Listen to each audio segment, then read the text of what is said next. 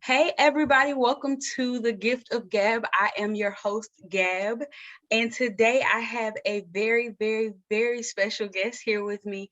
We go, dang, Ashley, how far back we go? I don't even think we go back, we go bite, right? We go bite. We go bite, yeah. We go bite. Yes, we go bite. Yes, all the They're way glad bite. babies. Yes, and you know this accent about to come out. Yeah, listen, we about to be real Muck City in here, so if you don't understand us, you're bad. Yeah, it's literally your man because ask us to translate later. But man, okay. we go back. Me and Ashley go back to run around 11th Street, Mid City Trailer Park, hide and seek, climbing How trees. does it? Okay, marbles, nuts. Oh, watching the boys play football in the road. About in the middle of the street. Oh my God, screaming out car. And then be mad when the people driving on the road. They need to stop driving. Listen, Okay. we go that far back. Like my grandma lived across the street from Ashley and her siblings and her mom, Ashley and her family. And then like life just kind of happened, right? And yes, we moved apart. Yeah, and then we reconnected. In high school. And then we reconnected. Yep, we lost again because life happened again. And then the great Facebook brought us back together, right? Together, yes. And it's like we never missed a beat. We never ever missed a beat. I'm super happy to have Ashley here with me today because when I set out, I wanted to make sure that my podcast, Gift of Gab, was not just about me, but it also highlights other people's, especially Black women. I wanted to highlight our stories. I wanted to highlight our lives. I want us to be a beacon of hope for somebody else. I want us to be, I want the people on my show to be inspiration and an example for somebody else. And I couldn't think of anybody better to be such an inspiration than you. And I have told Ashley y'all a million times, thank you, thank you, thank you, thank you. So this episode is called Surviving. So Ashley is a breast cancer survivor, correct? And now I had a bunch of questions written out, right? But I didn't want to do this like that. I wanted to sit and have a conversation with you because this is such a big topic, especially for Black women, because we still don't go to the doctor as much as we should, right? We still don't know our bodies like we should. So we're not. No. So tell us a little bit about your backstory, just kind of like, were you up on all of your doctor's visit? Were you kind of lackadaisical in that? Just kind of, how did it start? Where did it start? I was up to date on my annuals, my PAPs, annual physicals. I was up to date. Like I was going, I did everything. Right. And so of course, I'm not thinking anything is going on. So I was up to date. Like I didn't skip a beat. I work in pharmacy. So I be on my patients about, okay, make sure you see a doctor, make sure you go on, make sure you take care of yourself. Like health is wealth, as they say. But like you have to stay on top of it. But even still going and staying on top of your doctor's visits, like you still never know. Because I would say like they do the blood work, but if you don't, let me say this, if you don't know your family's history, you're not gonna know what to look for, what to tell the doctors to look for. Yep. So it's very imperative to know both sides of your family's history, because when I found out that I had breast cancer, I found out a lot of other stuff, like a lot of other family members had like just the cancer in general, different types of cancer. So of course I I wasn't even 30. Wow. So I'm not going to the doctor telling them, oh yeah, you know. So take us to the moment, to the day that you felt like something was wrong, or that the doctor told you something was wrong. Not necessarily the oh, we lost you for a second there. Yeah. There you go. Okay. It's okay. So not necessarily the diagnosis, but take us to where it was just like something's wrong, or something could be wrong.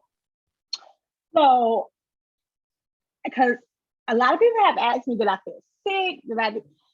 I didn't feel sick. Mm-hmm. Like I was at home with my family, mm-hmm. and you know, as a woman, you see, I talk with my hands. Yes. So like, ditto. So as a woman, right? You know what I'm saying? So it's like I did like this one day, and I felt a lump. Like I didn't have to put pressure. You know what I'm saying? I didn't have to like do a self-examination. I didn't have to do. I literally did this, and I felt the lump. So just thinking and knowing how you're supposed to do your self breast check test, whatever they want to call it. Mm-hmm. It was big. It was just prominent. It was there. It was there. You know what I'm saying? Mm-hmm. I didn't have to search for nothing. Mm-hmm. So, you know, I have 2 kids. So I'm not thinking anything of it. I'm like, oh, I was playing rough with the kids or something. You know, one of them elbowed me, need me. Mm-hmm. It's fine. A month later, I standing in the kitchen again. I did this. Mm-hmm. And I still felt it. And that's when I was like, okay, right, let me call the doctor. Because even though I still it was no pain. Like I didn't feel sick. Like I don't know. Like, you know how you just have a feeling? Yeah. Yep. It was just like, okay, I need to call the doctor and let them know that I feel a lump, because this lump it didn't get smaller, it didn't get bigger. It was just still there. Wow. So you felt the lump, you scheduled your appointment with your doctor, and you go in, and then what's the next step in the process for you? How did that kind of pan out? So I called my doctor, and I told them I have a lump. Like literally, that's good. What Straight to the point. They was like, okay, what do you think to see the doctor for? I was like, I feel a lump. Like it was something else. They was like, okay, so we're gonna schedule you. And I was like, okay. And everything happened so quick. Mm-hmm. Like, so they scheduled me. I said that next week I went in, and all he did was double check. Mm-hmm. Like he was like, oh, so you have a lump. I told you I had a lump. Like, what are we gonna do now? Like, so then they scheduled me for an ultrasound. Mm-hmm. And that was like within 2 to 3 days, I went and did the ultrasound. And my mom went with me, you know, and how they have the doctor's offices now in the ultrasound rooms, I don't know. But how they had it at my doctor's office, it screens it's like monitors or something, mm-hmm. on the wall. So I couldn't see it, but my mom can see it. Okay. My mom was able to see. And so of course, you know, they did all the images, mm-hmm. sent it to whichever doctor they were sending it to look over. Mm-hmm. And my mom didn't tell me then, mm-hmm. but after everything went down, she was like, yeah, I saw. It was like, they saw the lump, mm-hmm. but then turn to find out it was like 4 additional small tumors. Look, y'all. See, this is the gift of Gab, real life. My friend is mommying on the side. I ain't even a mommy, but I recognize that. Hold up. Yes. Go that way. Right. Thank you. Thank you. Okay. Okay.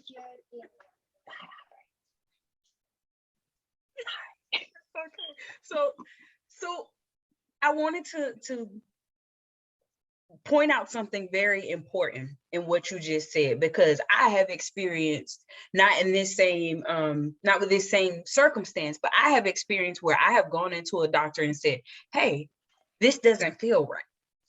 And because in their degree, they're the expert, it's like, oh, don't worry about that. That's nothing.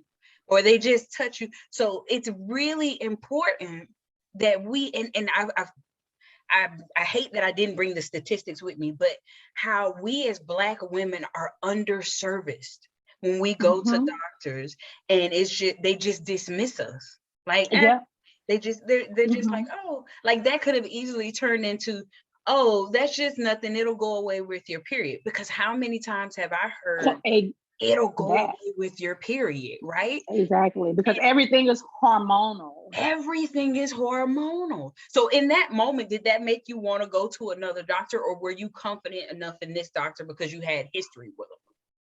So I'm going to tell you this. And this is why I tell everybody, whenever anybody asks me about this, I always say it was God. To me, I felt like it was God talking to me. And I tell everybody, listen to your body, and listen to your heart. Like, listen to your mental well-being. Like, listen to everything that's going into your thought process, you know? So I was, the job that I was with for 6 years, I was like fed up. And a lot of people don't know this. My boss had, the day I went to the doctor, my boss had fired me. Oh, wow. Yeah. And this is the thing. I went in thinking to myself, I'm either going to quit this job today or I'm going to get fired. I had, that day I went in, Gabby, you was prepared, friend. I was prepared, because it's like, if you keep telling me, like, if I'm telling you one thing and you keep asking me the same question, like, and I'm telling you the same answer, but you keep asking the same question, but only in different words, I'm just like, so I literally just came out and asked them. I said, okay, so I said, are you gonna fire me or not? I said, that's literally how I asked him. I said, because you keep asking me the same question. I said, and my answer is not going to change. Right. No, I do not feel like I was in the wrong. Yes, I could have said it better. Right. But I meant what I said. Period. I told them, I said, y'all don't know what people are going through, and y'all come in here and y'all feel like y'all can talk to people any kind of way. I'm not your child. I have 2 of them. Don't talk to me like that.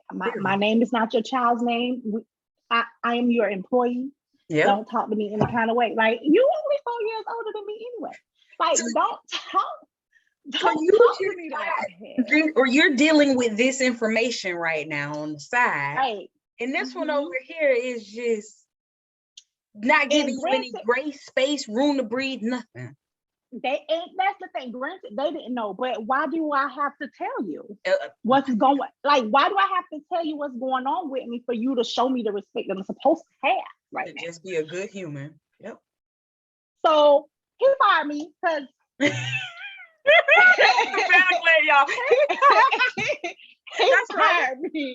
He fired me, and then okay. So why did I even get on that? Because you had a flashback and you wanted to cuss him out again, and it was okay. So I wanted to give you space for that. So, but no, I say listen to your body, listen to your mindset at the time, because I felt like that was putting me in a position where I needed to step back.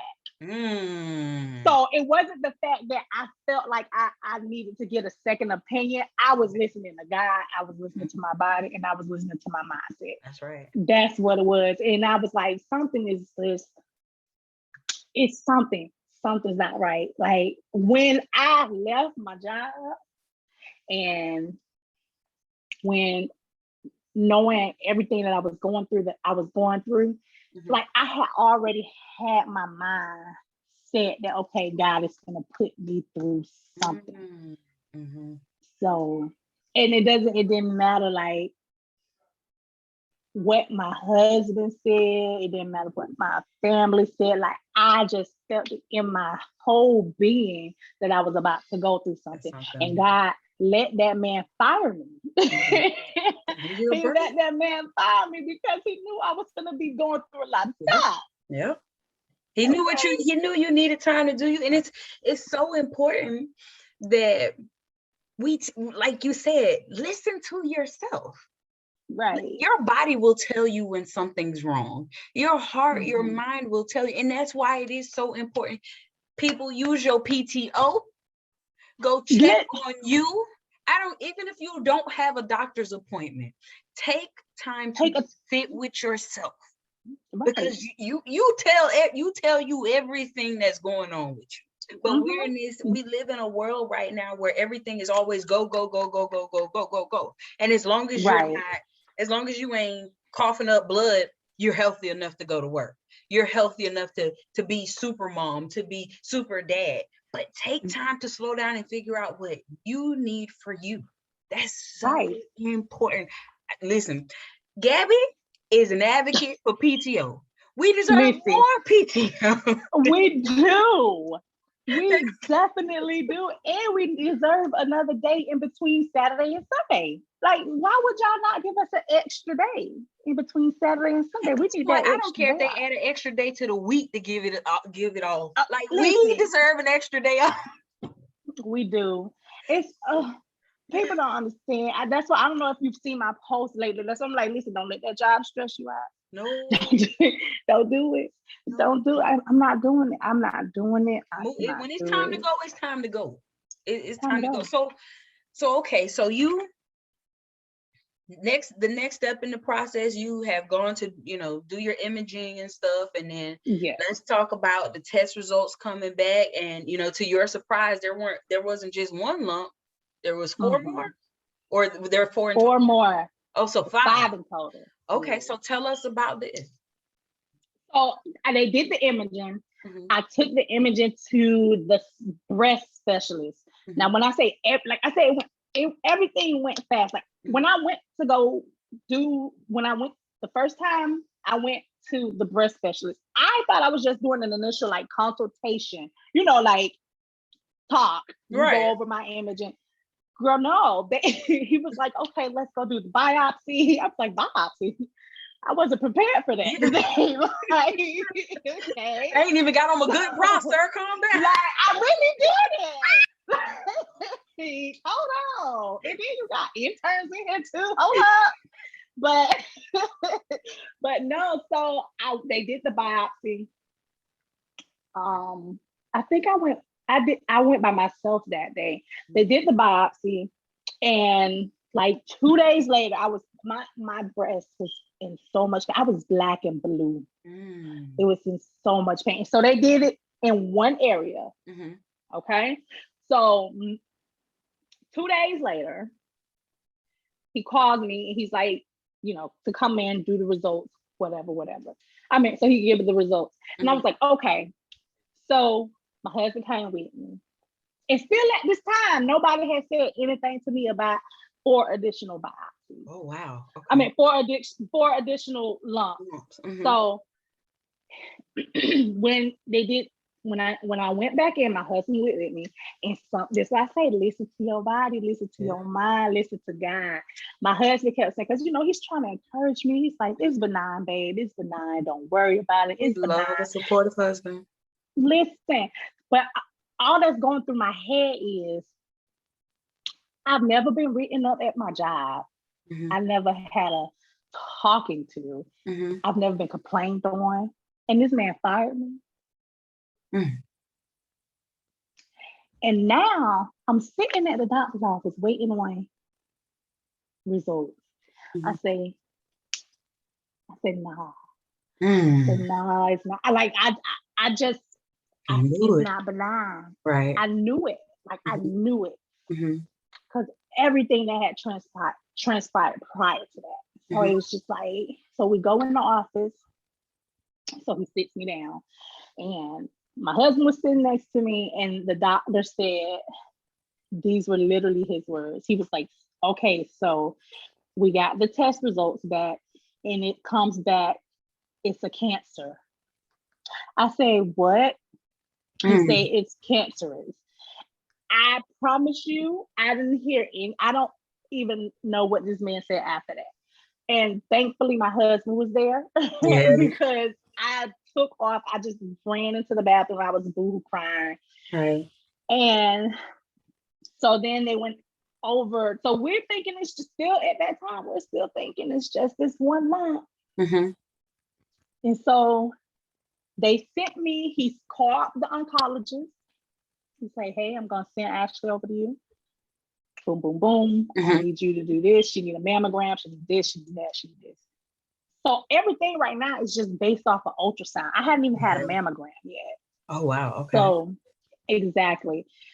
So they set me up at the cancer center. I go to the doctor. They set me up to do everything. And so they do the mammogram. And as they're doing the mammogram, they see calcifications in the mammogram, which is basically like other areas in the breast that could be cancerous. Okay. So, and when they got those results back, he said, "Okay, there's calcifications. We need to test another site on your breast to just see if it's just that lump that's cancerous or if it's the entire breast." Okay. So they did another biopsy, but they tested 2 additional sites on that biopsy. And those test results came back cancerous as well. So his words to me were, "It's not about saving your breasts anymore. It's about saving your life."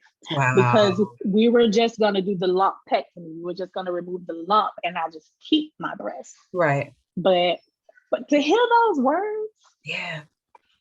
What was going through your heart and your mind in that moment? Because I know you're such a faithful woman, when it comes to God. So what were you thinking at that moment, like in terms of your spirituality, just anything? Why? Yeah. And it's like, and when I tell you, when when I got the results, and me and my husband, we deal with trauma different ways. Like, I'm a crybaby. I'm a cry. I'm a cry. But like my husband, like he likes to just like he'll go to the gym. He's like, exert that energy there. And he knows me. He told me, he said, "I know these are not the results that we wanted, but I need you to be strong. I need you to be strong." And when he left, because if he wouldn't have left, if he would have waited until I was done crying, he would have never left. Okay? But the fact that he was willing to do that, he was willing to wait. We stand a supportive husband around him. So shout out to Mr. E, because I can't pronounce your last name. So it's Stash. Stash. Okay. Shout out to Mr. Stash for setting the standard. Yes. That's right. That's so awesome. But yeah, I dropped to my knees and I just was like, why God, why? Like, why me? Like, right. Because it was just so, I thought about, the first thing I thought was why. Right. And then the second thing I thought about was like my family, because my family is going to have to go through this again because we went through this with my auntie. Wow. And she was the baby. I'm the baby. Oh, okay. Yeah. So did you know about your family's history before your diagnosis or no?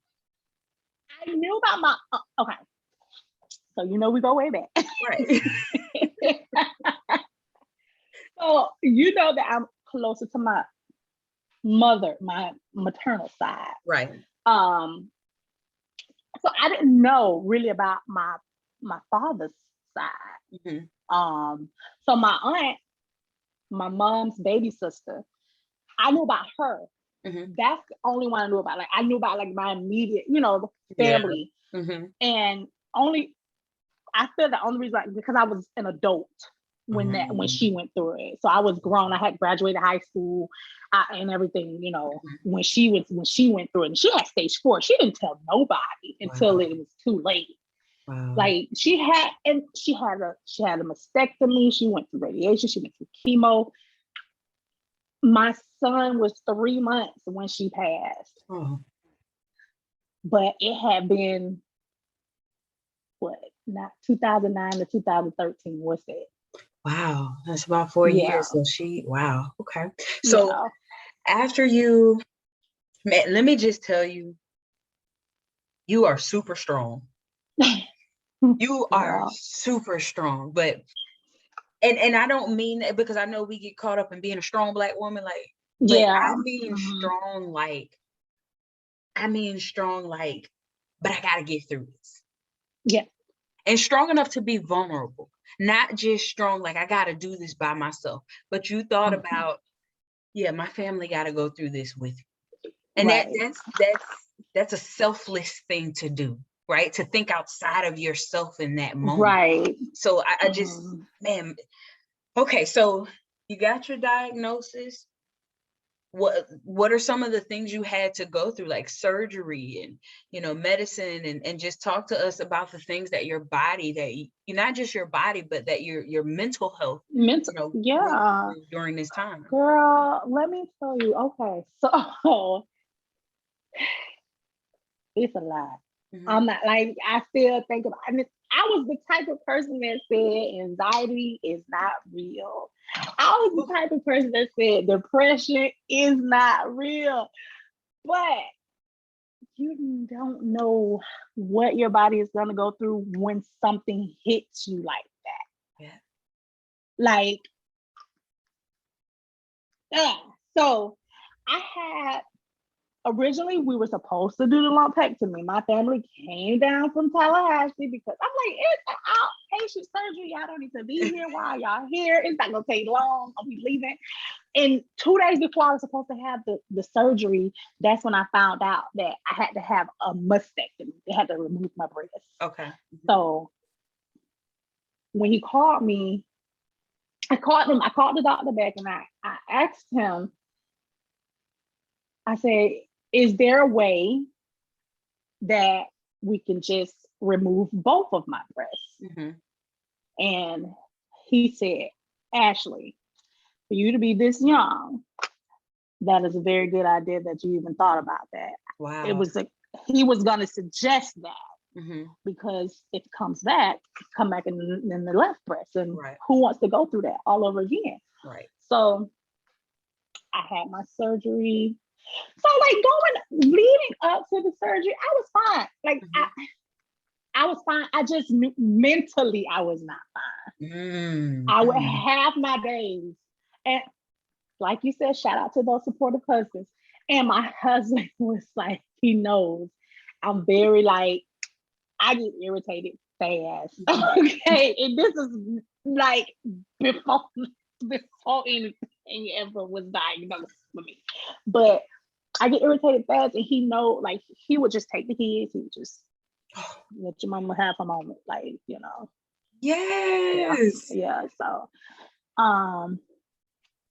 he made sure that we stayed busy. We did things, you know, with the kids. Yeah. Make sure, you know, had that family time, and because I knew I was gonna have a lot of downtime. I wasn't going to be able to be mom. Right. Yeah. Yep. For a while. So I had the double mastectomy. Not October, Lord Jesus, I'm saying that. April 18, 2018. Oh, they removed both. Wow. They removed both of my breasts, and they tried to send me home the next day at the hospital. Black women in healthcare. Black women in healthcare. They're sitting there, like, my mom was there, and they kept trying to, oh, you'll be ready to be discharged today. My mama told them, do y'all not see how she is? She's not comfortable. Right. And if she cannot get comfortable, she cannot heal. Yep. Yes, for the mamas. Like, it was, I mean, when I tell you, and I don't know what they thought they was giving me to make me like not feel that I don't have. Like, it's crazy. You don't have nothing there Right. no more, but you feel everything. Mm. When muscles contract and you feel it. Oh, I wouldn't wish that type of pain on nobody. Anybody. So did you experience any type of like weight loss or any type of side effects? Like, did you go through chemo or anything like that? Yes. I went through chemo, but before I went through chemo, I had to have 3 additional surgeries because my expander got infected. Oh. So the expander is basically it's not silicone, it's potassium. They fill it with potassium. Okay. Or so what is it? Sodium chloride. Okay. Sodium chloride to help stretch it out for when you do get those implants or whatever you're gonna get. So because the expanders got infected, me and my surgeon realized, okay, Ashley, you can't have nothing foreign in your body. Okay. Your body cannot take to anything foreign in your body. So I had to have a basically I got a mommy makeover basically. So they took my fat from my stomach and my skin and my fat from my stomach and made them into breasts and gave me a tummy tuck pretty much. Hey, you came out snatched in the end. Yes. Yes, but I did have to go through, before I did any of that, I had to go through chemo. Chemo, I was sick. Like, you know how you see the ones that's like super sick, like in a lot of pain. I was mainly nauseous, not just nauseous, and muscle pain, like very bad muscle pain. And my doctor, they was like, oh, you're gonna lose weight because you're not gonna have an appetite. And I was blessed to not have lost my appetite and to not be, vomiting and stuff. Good. But I used to ask my doctor, I was like, when is the weight loss coming? I gained weight. I can't stand you, girl. I was like, this chemo is, but it's because of the steroids. The steroids blow you up. So, so I was on, steroids is part of the whole little treatment of the chemo. People ask me a whole bunch of questions. I'll be like, girl, I've seen you multiple times, and only if you're comfortable with talking about this. I've seen you multiple times share online your hair loss. And you sit here in front of us at this moment full of hair, glory. And ever since I've known you, you always had long hair. So, what was that? You want me to talk about that? If you're comfortable. I am so comfortable. Listen, you can ask me anything you want to ask me, girl. I don't care. I'm to that point now. But in the beginning, when I was first going through it, I was very apprehensive. I didn't want nobody to see me. I didn't want nobody, you know what I'm saying? Like, I didn't want to talk about it. I didn't want to think about it. But I had gotten to the point where I'm like, okay, somebody got to hear my story too. So, like, I went through this for a reason. Like, I know you're the bridge for somebody. You are the bridge. You are the gap filler. You are the reason for somebody else. And that's why I think it was super important for people to hear your testimony. We always say your story, right? But that's truly a testimony, Ash. Like, that's something that God had to get you through. God had to get you over. And my faith got so much stronger. Yeah, wow. Let me tell you about when I was bald head though. So see, this one, the girl play too much, y'all. Okay, I'll just play it. But no, let me tell you, and once again, oh my God, Gabby. Okay, so the boss that fired me, he hired me. So, yes, because like I was still getting my prescriptions there because I'm not changing pharmacies. Right. Right. So I dropped my prescription off. Now my coworker, she knew what I was going through. She knew, like she was the only one. So my coworker I dropped it off to her. And this was like 2 or 3 days after, no, like a week maybe. I think it was like a week later because I found out like a week later. So, and the prescription said Florida Cancer Specialist on it. Like it says it on it. So, and he has to see the prescription. So my friend, she texted me, she was like, he finna call you. Guess what? A supportive friends. Listen, the support you were surrounded by. Yes. It's so funny. She was like, he finna call you. I was like, he's seen the prescription, huh? She's like, girl. So he called me like 5 minutes later. He called me and he was like, oh my God. He was like, Ashley, what's going on? And I was like, just very blunt, straight to the point. I was like, yeah, so I got cancer. That is not like, a laughing thing, but the way you just so. You know how I am. Like, you know, like, yes, I got cancer. He was just like, oh, he was like, I didn't know you were going through that. That's what you were saying by da da da da da.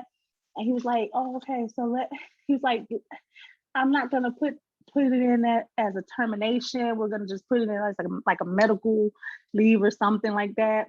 And so that's what happened. So I was working. He didn't even know what he was doing. That was all good. He didn't know. He didn't have a clue.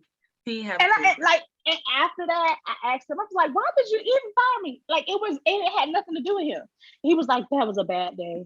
I was like, yeah, because there was no reason. But how does that scripture go? God will make your enemy your footstool. And in that moment before, he was your enemy. Yes. In that moment before, he was your enemy. Like, and then look, and he was very, very supportive. Like he was supportive afterwards, but I don't know. But it's so I started talking about him for some reason. Oh, because you were telling us about your hair loss. My hair loss. That's why I say, and again, don't let that job stress you, because I was my brother Reggie was at my house one day, and this was while I was on chemo, because that's when my hair started falling out, and I was doing like this, like, and not realizing that my hair was falling out when I was doing that. So I was sitting, and I'm very goofy. Like, I don't care how old I get. I'm so goofy. Like, you're not gonna let me. I can laugh at myself about it now. Like, you're not gonna stop me from laughing. So, like, I was doing this, and I literally was sitting on the couch, and then I did this in the bed. I said, "Why my edges feel cold?" Oh, I swear to God. I swear to you, that is what I asked. I said it out loud. And Reggie was like, what you mean? I was like, my edges feel cold. And I got up and I went and looked in the mirror in the bathroom. And my my edges was gone. That's why it was cold. Wow. Yeah. So, and I had to work the next day. And so you went back to work while you were basically healing. Yeah. Yes. I was doing chemo. I would do chemo 1 week, and then my body would really not heal from the pain until like the next week. I had to go to the doctor every week though. Right. So I had chemo on Thursdays. I would go back to work the following Tuesday or Wednesday. And then I would work, and then chemo the next Thursday. So it was like my body didn't really have time to heal. Like it had time to heal, but like I didn't give it like the healing process that it needed. And that night, I was like, I gotta go to work tomorrow. I was like, I don't know how my hair gonna be looking in the morning. And my husband was like, he was like, you want me to cut it? And I was like, just cut it. Like I said it like it was nothing. Yeah. But baby, that when he cut my hair and it was in the bag and I looked and I was like, I just started crying. And then he called my sister-in-law and they came over and started making, she was like, you look good, boy. So I've heard you say a lot, and I've mentioned this a lot, your support system. Like we know your husband was very, very key in being, your support system, but it just sounds like you were surrounded with such love and support. So like, talk to us a little bit about, your support system. Yeah, my mama, my brothers, us growing up, it was just us. It was just me, my mama, and my brothers. Yeah. Like, and then their wives. Oh. And then my nephews, it's just like, and then my husband's side of the family. Oh, wow. It's just, and then my friends, I had a really good support system. And I think that's where a lot of my positive energy came from. Yeah. But I'm a positive person anyway. Right. But being that I had those type of people in my corner, pushing me, supporting me, asking me how I'm doing today, like almost every day. And then it's like, how can I, and then my babies. How did it affect your babies during this time? Huh? How were your babies affected during your time? When I came home, they knew that I was sick. They knew that something was going on with me. They don't, even still now, 3 years later, they don't necessarily know the magnitude of it. They don't understand how. Yeah. They know that mommy had breast cancer, right. But they don't know what exactly cancer is, what exactly cancer can do to you, what cancer can do to your family. You know what I'm saying? They don't know. Yeah. It's because it's not visual to them. Yeah. Yeah. They don't really understand, but they gonna know. Yeah. They gonna know. And when I came home from the surgery, the first surgery, girl, I came home to a clean house. Okay, it was smelling good. It was smelling so good. That's what I was smelling good. And my husband came out because my mom picked me up from the hospital because I told him, don't bring the kids up to the hospital. I don't want them to see me like this right now. Like, I don't, So he was like, okay. So my mama dropped me off. My mama picked me up from the hospital and he opened the door. And my babies was standing at the door. And I just started crying. Aww. And I was like, I don't want them to see me like this. And he's like, he just grabs me. He's like, it's okay, babe. It's okay. I was like, and then they try to hug me. They couldn't hug me. They couldn't, so it was like, they knew mama was in pain. They understood. They couldn't jump on me. They couldn't do the same stuff because mama was in pain. Let me tell you. Okay. He was mommy. He was daddy. He was everything that needed to be. Bean, whatever you want to call it. He was everything. When I tell you, he cooked. He did the laundry. Before he left for work, he would make me like a green smoothie or something. And then because his job was right up the street, on his lunch break, he would come home. He would go, and then when he would get off early and go pick up the kids from daycare. Like, he was everything. He did the laundry and folded them. He didn't skip a beat. And I don't even fold laundry myself. And we have talked about this. We don't fold laundry. Oh my God, Ashley, like he was amazing. He is amazing. I don't know. I ask him all the time, why you be so good? Why you so good to me? But it's because you are deserving. You are one of the sweetest, most genuine people I have ever met in my Ashley, there is not one bad memory I have of you. There are some we people only have good memories. There are some people I grew up with, we grew up with, and I'm like, I can live without you these days. Girl, homeboy. But you have always been one of the most beautiful, talented, y'all, the girl can sing her booty off. Let me tell you, this woman can, and she'd be like, "Oh, I was just playing around with this."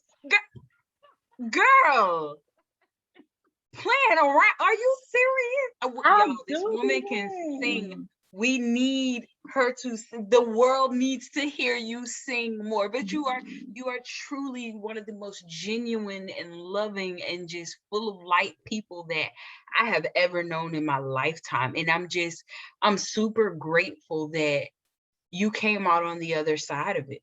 I'm very grateful because, you know, what you went through isn't just about breast cancer, you know, like it's about anything that we can be going through, any trial or tribulation that we can be going through. And it's just telling of, you know, support is everything. Support is everything. Courage, the will is everything. And faith is like the icing on the cake. Because you got to have some major faith to be like, because I mean, I'd be like, God, like, really, you gonna let them keep raising my light bill like this? And that's something so trivial, but I can imagine, you know, with the health conditions you were enduring, you're like, God, what's up? Girl. Like, but you have to also at the same time be like, but I trust you. Right. Yes. I trust you. But I trust you. But I trust you. But I trust you. I'm so happy you did this podcast with me. Now, before we go, please share any tips you have with us women, and not just the women, how men should pay attention to their women's bodies as well. Like, give us some tips. Tell us what to look for. Tell us questions we should ask. Anything you have for us. I say the main first thing, anybody, male, female, in between, whatever, learn your family background. And it's in our community, there's not always a 2-parent household. Right. There's not always that like, you can go to your grandma on this side, you can go to your grandma, you can ask your mama this question, you can ask it's not always like that. Yep.